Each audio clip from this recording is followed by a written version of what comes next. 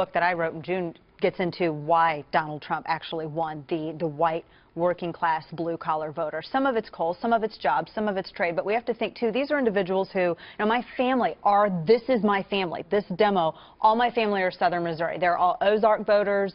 They all talk like this. I was going to say, I just heard it come in on you. Right into it. Came right in on you. That's how they live, but they are good people, and they were tired of being abused by the Democrat Party. It's amazing to me that this is the demographic that Bill Clinton, that Al Gore, that the Democrat Party of the 1990s, they relied upon these people. They exploited these people for votes. They used these people. They paid them lip service. Now here we are in 2016, and they're struggling. How are we going to pay our bills? We can't afford health care. We can't put food on our table, and you're talking to me about what pronoun I should use. You're telling me what bathroom my children should, where my kids can go to the bathroom. That wasn't putting food on the table. This whole conversation about transgender everything and everything going on in the Carolinas, none of that's putting food on these people's tables, and they were done with it. You raised such a good point, because, and I've done a lot of soul searching. I think a lot of Democrats have too. I've said this before. The problem for my party has become, and I take full responsibility for this myself, because I think I've been condescending about it as well, as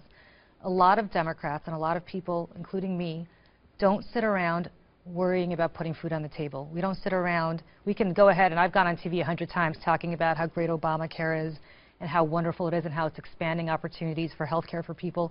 But it's not taking a larger chunk out of my paycheck to the point where I have to decide whether to put food on the table or pay higher premiums.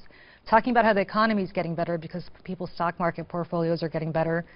But it's not getting better for a lot of the people, Dana, that you talked about. And I think the problem for the Democrats are they were selling a narrative to their coastal elites.